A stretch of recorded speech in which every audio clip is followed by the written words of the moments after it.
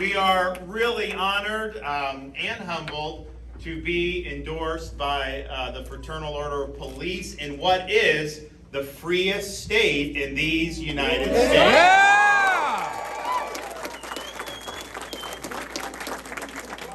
We saw over the last 2 years, state after state throw people's rights into the graveyard. Florida stood as freedom's vanguard. We protected people's right to work. We protected small businesses and kept them afloat. We made sure all of our kids actually went to school 5 days a week in person. And you don't even see that right now in certain parts of the country. So we stood up for people's rights. We empowered them to make the best decisions that they could. And the result is, our state is booming. We have a massive budget surplus. I was talking about we did the bonuses, which we were happy to do. I put it in the budget again. We're going to do $1,000 bonuses again. Yeah. Although, we put it in for $1,000 and it's good. And while I don't have enough to do $100,000, I may have to do a little recalculation because you look at the inflation over the last year. When I did it last time, we didn't have the big inflation, so I may need to add a Biden-inflation increase, cost of living, on your bonuses. We'll see what happens. But we're proud to do that. But so we worked hard. People have responded. The state is doing well. People are much I've never seen. I grew up in Florida, born and raised. I've never seen a time where people are more proud to be from Florida. People go to other states and they'll be told, "Hey, you're lucky. You're so lucky. You're from Florida. We wish we were governed the way you are." And so we're proud of that. But here's the thing. You can sit there and say, we're going to be free, we're going to do all this, and it's important in the economy and all that. You don't have public safety, if you don't have the rule of law, none of it matters. And you look at the people that have decided to invest in Florida, people have moved in Florida.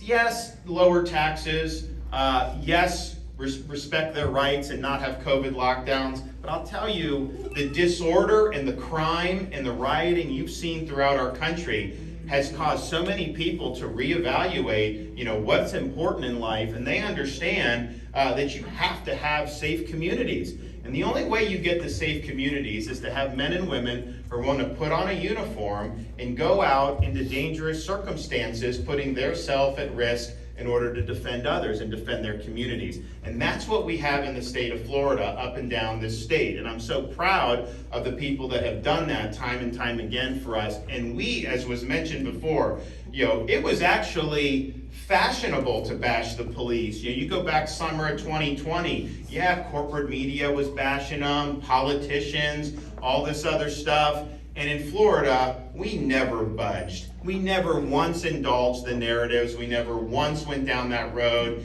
And in fact, when you start to see disorder around the country, we called up our National Guard. I had my state law enforcement, and we told every local law enforcement agency, we've got your back, do your job, keep order. And the result is, what you saw in Florida over that time paled in comparison to what you've seen in many of these other states. And so that was something that's very important.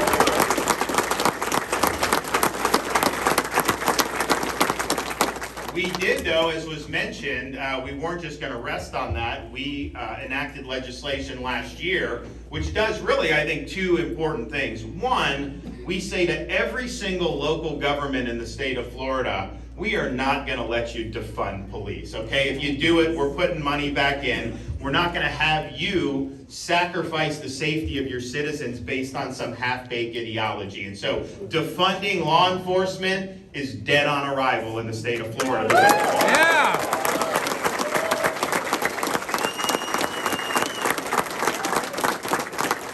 But what we also did in that bill was say, look, you look around the country, like in Portland, they riot like every night in Portland. So they'll go out, they'll riot, they'll get arrested, they go in, they take their mug shot, then they slap them on the wrist and put them right back on the street to do it again. And what we said in Florida, look, if you riot, if you loot, if you're engaged in mob violence, particularly if you're attacking police officers, you're not going to go in, get a slap on the wrist. You're getting the inside of a jail cell, and you will be held accountable. And that's what we have to make sure that our streets are safe. also see the spike in crime in many of these places throughout the country. I can tell you, there are some people that if they were in charge of Florida, they would mimic those policies. And what you've seen is they've taken money away from law enforcement. They haven't supported law enforcement. And the checks and stuff, when people got it, most of them came up to me. Obviously, everyone wants to get better compensation. It ain't like you're rich in public service. And so that's helpful. But honestly, most people said it mattered to me because it just showed that you guys cared and you had our back. And in a lot of these communities, they go out in these situations, they know they don't have support from the community and the politicians and all these other people. So why would you want to put your butt on the line? Why would you want to go out there in harm's way knowing that it's a thankless endeavor and if something happens, you're not going to get any support on the back end? So yes, them taking money has been bad, but the lack of support has been, I think, just as bad. The result is you've seen crime skyrocket in some of these places. Now even some places like Seattle, they're trying to fund more police because they realize how disaster it is. But the thing is, morale is so low, people don't necessarily want to work in those agencies, and how can you blame them? So those policies have been disastrous. You also have soft on crime policies in different jurisdictions around this country. They abolished cash bail in New York. They just keep putting them back on the street. And then you have people that are committing even more crimes. You look at different things of sentencing where they'll release people. Very serious criminals will be released early rather than serving their entire sentences.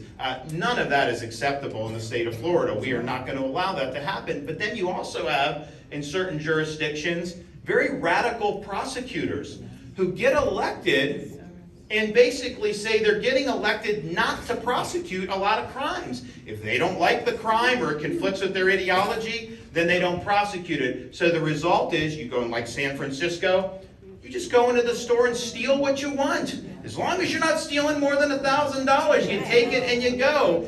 And it's terrible for the economy. Stores close. But what it does is it breeds a culture of lawlessness, and it causes other crimes to go up too. So those types of prosecutors in Florida will not be allowed to operate. You don't have the right to disregard the law. You have to faithfully execute the law, and if you're not doing that in Florida, we will absolutely hold you accountable.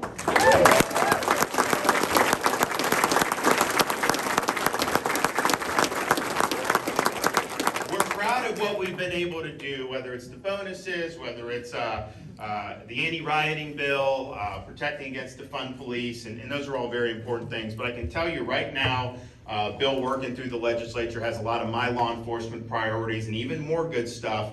It's probably the strongest, most pro and law enforcement piece of legislation in the entire country.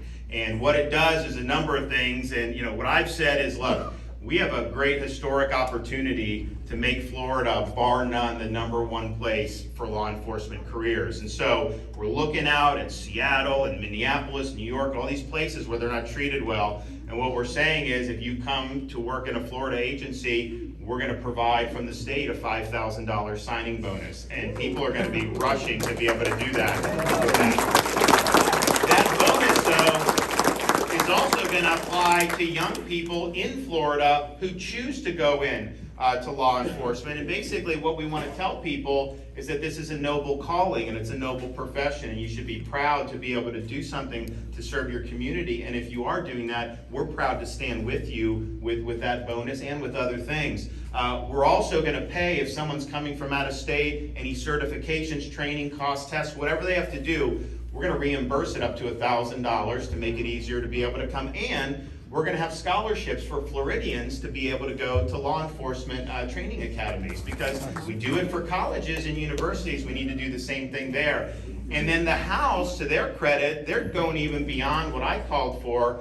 We have great school choice in Florida. We're proud of it. A lot of our private scholarships are targeted to low-income families, which it should be. But we also understand that, when you're in public service, you ain't living high on the hog. And so this bill is going to expand our family empowerment scholarships for every law enforcement family in the state. So if you want to take a scholarship and go to the school of your choice, you're going to be able to do that once this bill becomes law. They're also doing something that I think is very good. They're creating a program where they're encouraging every school district in Florida to partner with local law enforcement agencies. and basically expose students to what a career in law enforcement means, also expose students to how the criminal justice system operates. I think, one, that will cause some people to want to go into it, but I don't think that's the biggest benefit. I think what it'll do is it will disabuse a lot of these kids of the false narratives that you see being peddled by media, by unscrupulous politicians.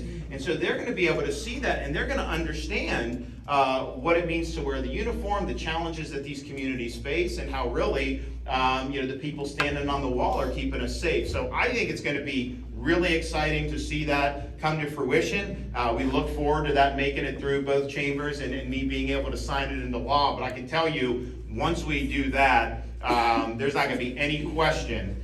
People around the country, they're going to know that Florida is the place to be for law enforcement because we have your back.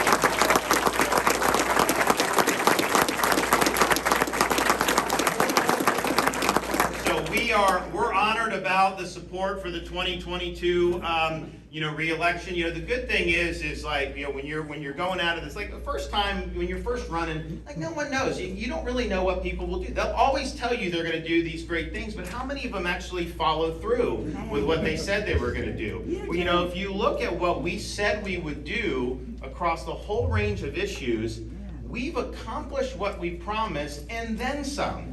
And that's what I think is important, that when we're out here and I tell you I got your back, you don't got to worry about whether that's something that, you're going to be able to cash that check when you need to. If I'm with you, I'm with you. We follow through with what we said, and I don't know what challenges are going to come in terms of law enforcement over the next 4 or 5 years. There's going to be challenges that we're not even thinking of. But whenever those challenges come, you're going to have somebody that's going to be standing with you. And when you have all the nonsense that we see going on in our country, unfortunately. Yes, corporate media narratives. Big tech will censor things that they don't like and try to enforce their own narratives. You got a lot of stuff that gets put out there. I mean, honestly, the schools, we are working to give parents the ability, and you should have the right, to inspect the curriculum, know what's being taught and everything like that. There's a lot of places they don't want you to do that.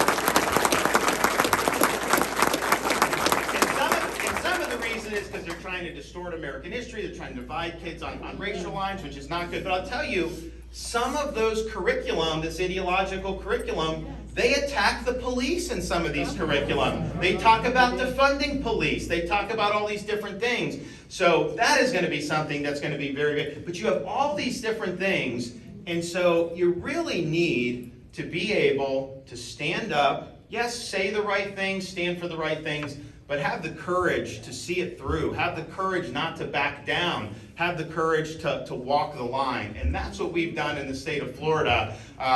Anything that we've done, when people come at you, they throw the flaming arrows, I stand firm, we fight back, and we win. And that's what we're going to do. Yes. In 2022.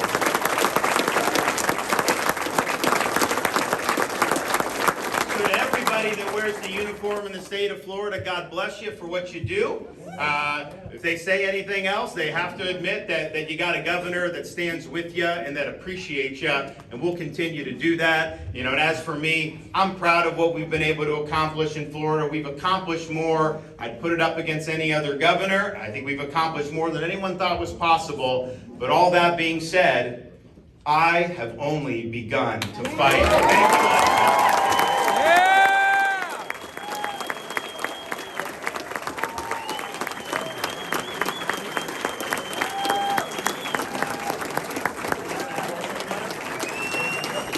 Endorsement letter.